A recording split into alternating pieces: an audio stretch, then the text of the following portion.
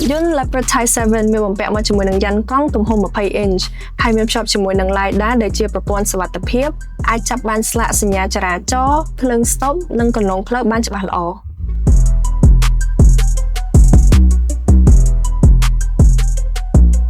រថយន្ត Function Power Leopard Type 7 គឺជារថយន្ត SUV ដែលកំពុងតែទទួលការគាំទ្រយ៉ាងខ្លាំងពីសំណាក់ប្រជាជនកម្ពុជានៅក្នុងឆ្នាំ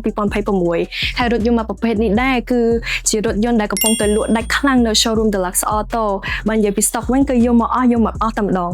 នៅថ្ងៃនេះដែរខ្ញុំចង់មកបកស្រាយឈ្មោះ Function Power ជូនអតិថិជនទាំងអស់គ្នាពាក្យថា Function មានន័យថា Formula តំណាងឲ្យភាពរឹងមាំដែលមានស្តង់ដារខ្ពស់បូករួមជាមួយនឹងបច្ចេកវិទ្យាជំនាន់ថ្មីដែលទំនើបបំផុតបែបអនាគតកាលរួមបញ្ចូលជាមួយនឹងគំនិតច្នៃប្រឌិតថ្មីរបស់ក្រុមការងារដែលជាអ្នកបង្កើតបច្ចេកវិទ្យាថាមពលរបស់រថយន្តអគ្គិសនីពាក្យថា Power វិញមានន័យថា Leopard ដែលបងប្អូនខ្មែរយើងចំណាំទៅហៅថា Leopard នឹងគឺតំណាងឲ្យភាពខ្លាំងរហ័សរហួនបាត់បែនច្បាស់លាស់ប្រៀបដូចទៅនឹងសត្វខ្លារខិន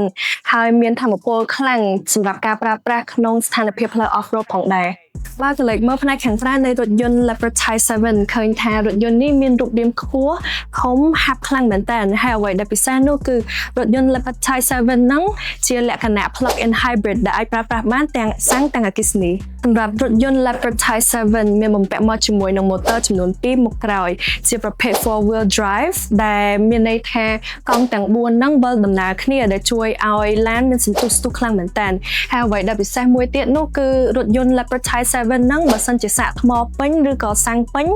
គឺអាចរត់ចម្ងាយរហូតដល់ 1300 គីឡូម៉ែត្រតោះមើលផ្នែកខាងក្នុងនៃរថយន្ត Leopard វិញម្ដងឃើញថាខាងក្នុងមានសភាពធំទូលាយមែនតើហើយមានបំពាក់មកជាមួយនឹងកៅអីស្បែកពូកទន់ដែលធ្វើឲ្យមានភាពងាយស្រួលក្នុងការធ្វើដំណើរសម្រាប់រថយន្ត Leopard Type 7 នេះក៏មានមកជាមួយនឹងទឹកអប់ចំនួន3ដបផងដែរសម្រាប់ option ជាច្រើនទៀតមានដូចជាកៅអីម៉ាស្សាក្តៅត្រជាក់ទូទឹកកកឆ្នាំងសាក wireless ចំនួន2 speaker 20 គ្រាប់ screen ទំហំ 15.6 inch head-up display ទំហំ20 inch និងដំបូល sunroof ផងដែរសម្រាប់កៅអីជួរទី2វិញឃើញថាមានភាពធំទូលាយមែនតើស័ក្តិសមបំផុតសម្រាប់អតិថិជនដែលមានកូនតូចៗហើយសម្រាប់កៅអីនេះដែរគឺយើងអាចធ្វើការបត់ដើម្បីដាក់អីវ៉ាន់បានច្រើនមែនតើ